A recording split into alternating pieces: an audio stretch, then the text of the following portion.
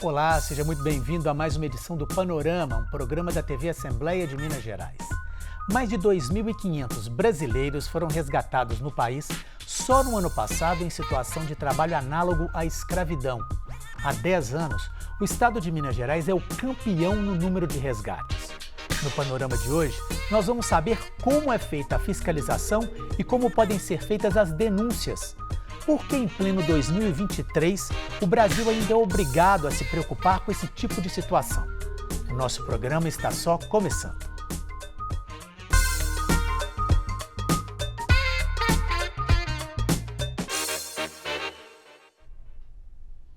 Eu converso com a professora Lívia Miralha, que é coordenadora da Clínica de Trabalho Escravo e Tráfico de Pessoas da Faculdade de Direito da UFMG. Lívia, muito obrigado pela sua presença.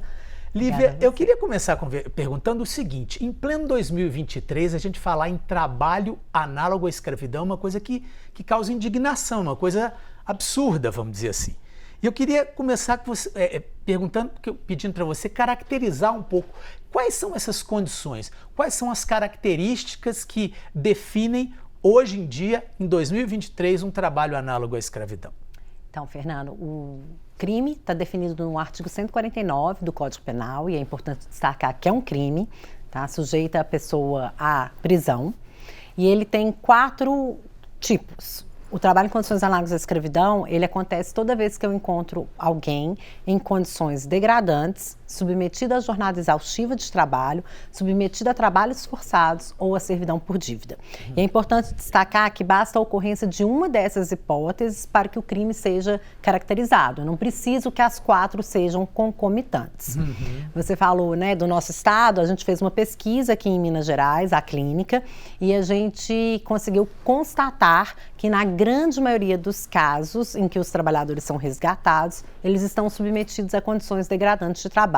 94% dos trabalhadores resgatados aqui no nosso estado eram submetidos a essas condições degradantes de trabalho que a gente caracteriza, e a gente optou chamar, né, em razão da pesquisa que a gente fez, como o tripé da degradância, que é falta de alojamento, falta de água potável, falta de instalação sanitária e alojamentos precários. Ou seja, a pessoa trabalha e não tem onde beber água, é isso? Não tem água potável para poder beber. Que coisa, gente. A gente está falando de uma situação de fato, quando a gente fala em condições degradantes, e eu gosto de destacar isso, a gente não está falando de um colchão um pouco mais fino, a gente está falando de alojamento que tem animal peçonhento, alojamento que não tem teto, pessoas dormindo ao relento, pessoas dormindo no chão, pessoas que não têm instalações sanitárias e ficam na frente de trabalho por 8, 9 horas seguidas e que não têm sequer água para poder beber, cozinhar e se lavar. Que coisa. E como é que é feita a fiscalização? É só através de denúncias? Como é que funciona isso? Então,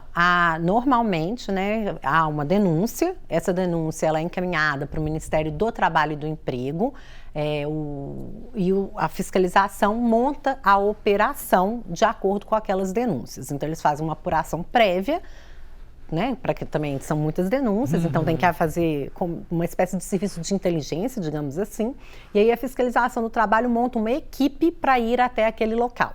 Essa equipe normalmente é formada pelos auditores fiscais do trabalho, o Ministério Público do Trabalho, algumas vezes o Ministério Público Federal e a Defensoria Pública da União também estão presentes, e sempre há a polícia, seja a Polícia Federal, seja a Polícia Rodoviária Federal ou até mesmo a Polícia Militar, para poder assegurar a segurança, né, ter a segurança dessas pessoas. Ou seja, é uma operação conjunta mesmo, Exatamente. Né? São vários órgãos envolvidos nessa operação. Pois é, mas isso começa a partir de uma denúncia de qualquer pessoa, por exemplo? Sim, qualquer um pode denunciar. Isso é importante também destacar. As denúncias são anônimas, então ninguém vai saber que foi você que fez a denúncia. O canal oficial do Ministério do Trabalho e do Emprego é o sistema IP.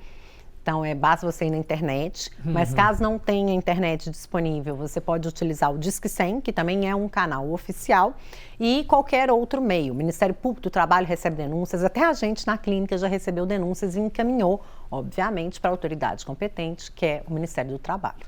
Nos últimos 5 anos, o número de trabalhadores encontrados em trabalho análogo à escravidão no Brasil variou bastante.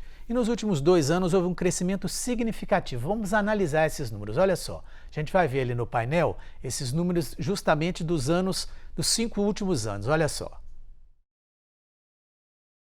Olha lá, 2018, 1.752 resgates. 2019, 1.131. 2020, 938. Possivelmente esses números caindo aí, tá possivelmente por causa da pandemia, né? Aí nós fomos para 2021 com 1.959 e um aumento ainda maior em 2022 para 2.575.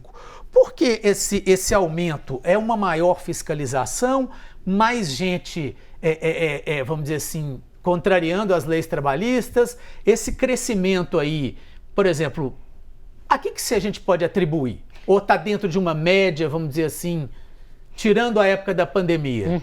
Eu acho que, assim, se a gente analisa os dados com uma amplitude maior de tempo, a gente vai ver que fica mais ou menos dentro dessa média, entre 1.700 a 2.600, uma coisa que normalmente varia os anos da pandemia.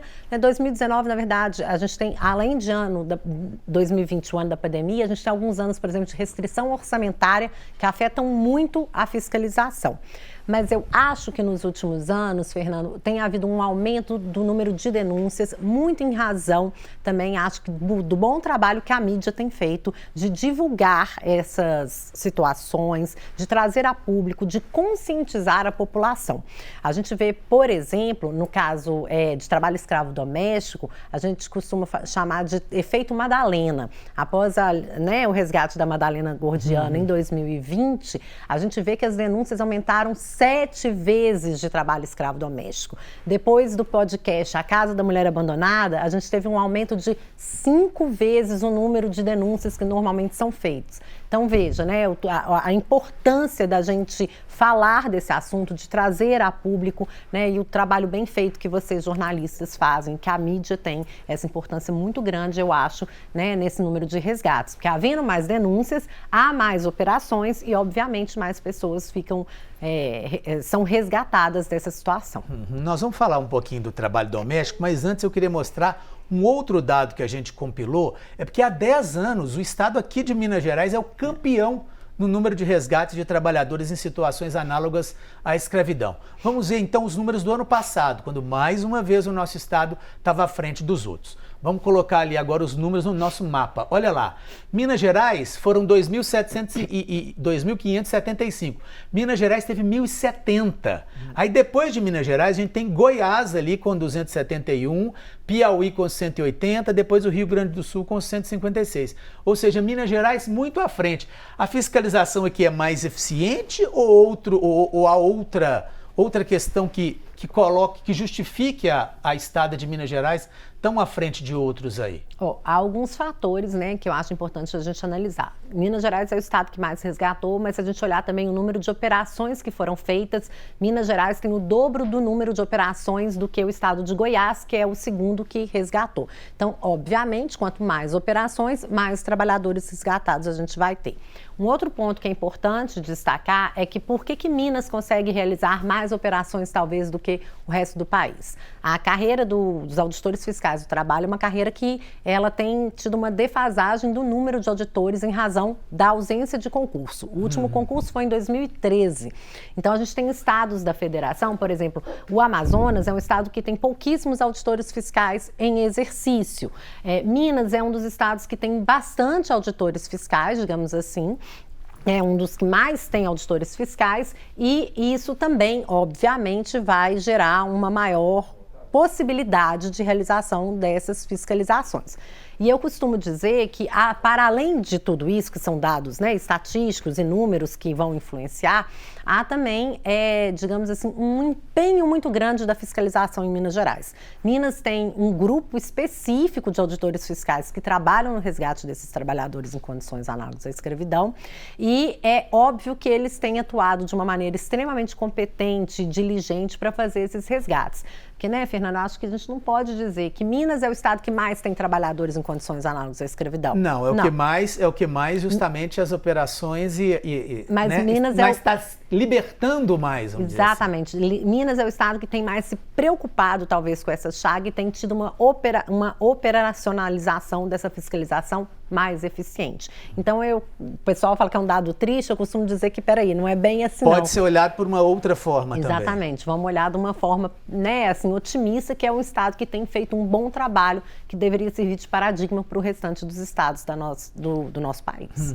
Agora, em relação ao depois do resgate, o que acontece depois que esse trabalhador é resgatado? Ele é reinserido de alguma forma? Existem políticas públicas que podem auxiliar para que ele não venha de novo a ter que conseguir um emprego insalubre, em situação complicada, e esse ciclo continuar vicioso, vamos dizer assim?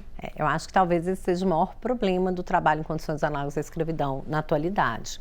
O que a gente tem é a legislação brasileira, ela defere, né, o seguro-desemprego especial, que é o seguro-desemprego resgate, para essas vítimas de trabalho escravo. Elas têm direito a 3 parcelas do seguro-desemprego ao serem resgatadas, mas a gente bem sabe que 3 parcelas do seguro-desemprego no valor de um salário mínimo não são suficientes para reinserir ninguém na sociedade.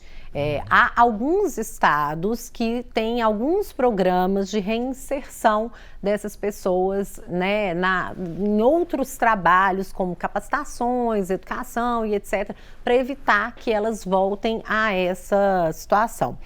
Uma das grandes preocupações que a gente tem visto nos últimos anos é exatamente o direcionamento dessas políticas públicas para que não sejam políticas públicas ineficientes. Então, é preciso a gente, primeiro, saber quem são esses trabalhadores resgatados, de onde eles vêm, o que é necessário para a gente poder né, oferecer para eles enquanto política pública para que eles não estejam nessa situação. E uma coisa que é básica, Fernando, que eu acho que é legal destacar, assim, importante, né, destacar, porque isso faz parte da construção das políticas públicas, é que, inevitavelmente, a grande maioria dos trabalhadores resgatados são provenientes de cidades com baixo índice de desenvolvimento humano. A gente está falando, em sua maioria, de pessoas pretas e pardas, que têm baixo índice de escolaridade e que são moradores de municípios com um índice alto de pobreza e um baixo índice de desenvolvimento humano. Ou seja, a gente está falando de escola, de saneamento básico, de direitos essenciais para que essa população tenha acesso a uma vida mais digna. Pois é, bom, embora a maioria absoluta desses resgates de trabalhadores em situação análoga à escravidão seja feita na área rural, um dado dessa pesquisa que chamou a nossa atenção é que o trabalho escravo doméstico também aumentou bastante. Foi uma coisa que a Lívia já comentou aqui e a gente vai ver nas informações aqui do nosso painel. Vamos colocar ali agora o trabalho escravo dos serviços domésticos. Olha, 2018, 2019, 2020, pouquíssimos, 2, 5 e 3. Aí 2021, 31, 2022, 30. Você falou do efeito Madalena, ele está totalmente colocado ali, né? Ele fica bem óbvio, né, quando a gente olha os dados. O primeiro resgate que a gente teve de trabalhador condições análogas à escravidão em serviços domésticos foi aqui em Minas, no município de Rubim, em 2017. Depois disso, né, você vê ali 2, 5, 3... de repente um boom em 31. Quer dizer então que de repente apareceram muitas trabalhadoras, e eu estou falando, né, no feminino, porque de fato, né, 90 e tantos % são mulheres, de repente elas foram escravizadas. Pelo contrário, o que a gente vê nesses resgates, desses 31 resgates, né, de 2021 e desses 30 resgates de 2022, a gente está falando de uma situação bem diferente daquela normalidade do rural. O rural é um safrista, ele fica ali alguns meses, no máximo poucos anos. No trabalho em condições análogas à escravidão nos serviços domésticos, a gente está falando de pessoas que foram submetidas por décadas e décadas, por longos anos, àquela situação. Então, a gente teve, né, no estado do Rio de Janeiro, por exemplo, uma senhora que ficou mais de 6 décadas na mesma família. É uma herança do nosso passado escravocrata, né, ela é quase da família, né, que eu peguei para criar uma menina do interior e essa menina só prestava serviços domésticos para mim. O que é uma mentalidade que a gente sabe que é muito arraigada ainda na nossa sociedade, que ainda é machista, racista, né, e tem essas heranças, né, do período da escravidão que durou muitos séculos no nosso país, e isso acaba fazendo com que a gente tenha muitas pessoas ainda nessa situação. E é o que eu falei, né? Fica claro aqui que foi o quê? As pessoas passaram a ter consciência. Então, o que a gente teve no serviço doméstico, vizinho denunciando. A gente teve uma denúncia de uma neta que denunciou a avó que submetia uma mulher a condições análogas à escravidão há décadas e décadas. Por quê? Depois de ter sido, né, visto as reportagens, escutado os podcasts, visto os filmes, né, esse trabalho todo que vocês têm feito, que é muito primoroso, as pessoas começaram a se conscientizar e a não mais corroborar com aquela situação. Pois é, porque vamos dizer assim, é uma coisa difícil de ser identificada, né? Tem que ter alguém que perceba e que denuncie, porque aquilo está dentro da casa das pessoas, né? Dentro da casa, dentro do nosso dia a dia, dentro do nosso cotidiano. A gente, né, tem muito aquele discurso de eu não vou meter a colher na casa do vizinho, eu não tenho nada a ver com isso. Mas eu acho que a gente tem a ver com isso sim, porque enquanto isso for uma realidade na nossa sociedade, como é que a gente está criando, né, os nossos filhos, as próximas gerações, para poderem ter uma vida melhor, né, e uma consciência maior de que esses direitos têm que ser garantidos para essas pessoas, né? Olha, para essas não, para qualquer para todo mundo, pessoa, né? Falando em mundo, eu queria justamente ampliar um pouco a nossa discussão. A ONU calcula que hoje cerca de 50 milhões de pessoas sejam vítimas ou de trabalho forçado ou de casamento forçado. Ou seja, as pessoas não têm liberdade, no caso profissional, ou condições péssimas profissionais, e até a falta de liberdade pessoal. E existe uma meta de zerar, de acabar com isso até 2030, ou seja, em 7 anos apenas. Você acha que é possível buscar isso? Ou o que poderia ser pensado em termos globais para pelo menos diminuir esses números aí? Bom, não sei se é possível a gente em 7 anos conseguir zerar. Gostaria muito. Eu, né, costumo dizer que eu quero parar de falar de trabalho em condições análogas à escravidão, porque no dia que eu parar de falar, quer dizer... Significa que a situação está bem resolvida. Que a situação acabou, né? Que não há o que se dizer sobre esse assunto. Acho que o período de 7 anos é um período muito curto, mas, né, vamos ser otimistas, e acho que a ONU fez uma agenda para tentar, pelo menos, né, se não conseguir zerar, reduzir esse número de pessoas. Só que, por que eu estou sendo, né, nesse aspecto pessimista? Porque o trabalho forçado, né, e a ONU usa o conceito de trabalho forçado, que engloba, inclusive, casamento forçado, serviços militares forçados. Ele é um conceito, digamos, um pouco mais amplo do que o brasileiro, né? E envolve também tráfico para fins de exploração sexual, né? E etc. Ele é um mercado que gera muito dinheiro. Muito dinheiro. Né? Há um estudo do Centro Carr, da Universidade de Harvard, nos Estados Unidos, que estipula que esse mercado, digamos assim, gera em torno de 430 bilhões de dólares por ano. Então, a gente está falando a gente vai continuar enfrentando, acho, né, a ONU, a OIT, enfim, todas as grandes instituições, mas a gente está falando de um mercado que tem um giro financeiro muito alto, mas que não é impossível também de ser combatido. Ele não só deve, como eu acho que a gente tem meios para evitar que ele continue, né, ditando regras.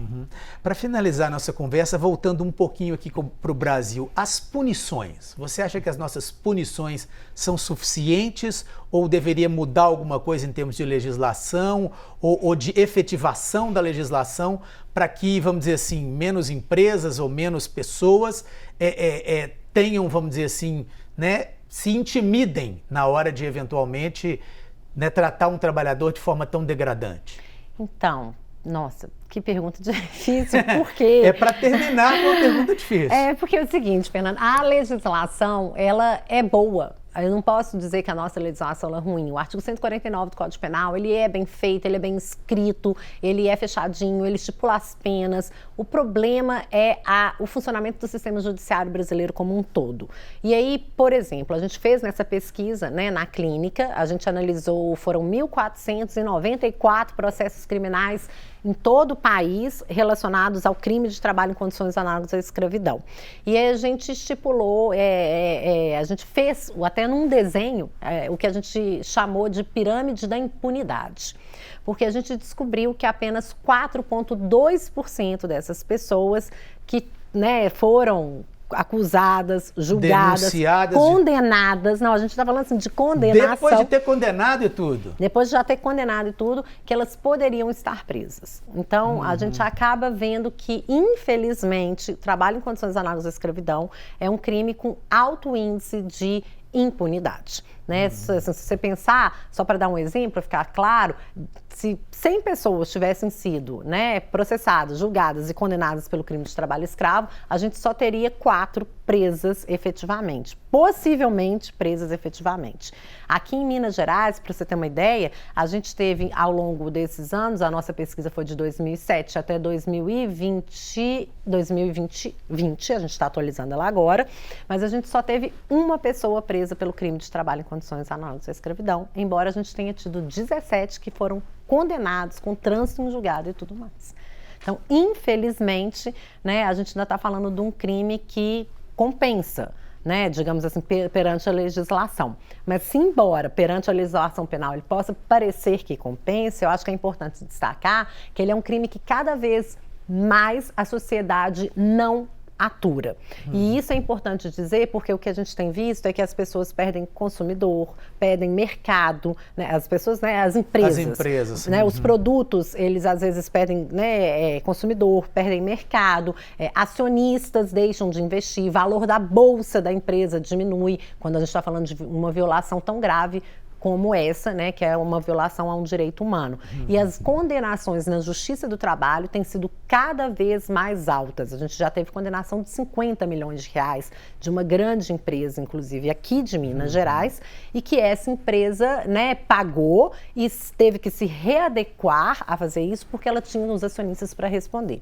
Então, embora possa parecer, né, na área criminal avançou pouco, mas na área civil, ou seja, no bolso a coisa já está... No bolso a coisa está bem diferente e eu acho que a imagem da empresa, né, as empresas têm se preocupado cada vez mais com a questão da imagem, né, socialmente, ambientalmente responsável, isso tem pesado bastante. Então eu quero ousar ser otimista de que a gente está caminhando para um lugar melhor, mesmo não tendo uma prisão efetiva desses agentes, a gente tem tido uma preocupação maior das pessoas, das empresas com esse assunto. Lívia, muitíssimo obrigado pela entrevista. Obrigada a você, Fernando. E o Panorama de hoje termina aqui. Muito obrigado pela companhia e até a nossa próxima edição.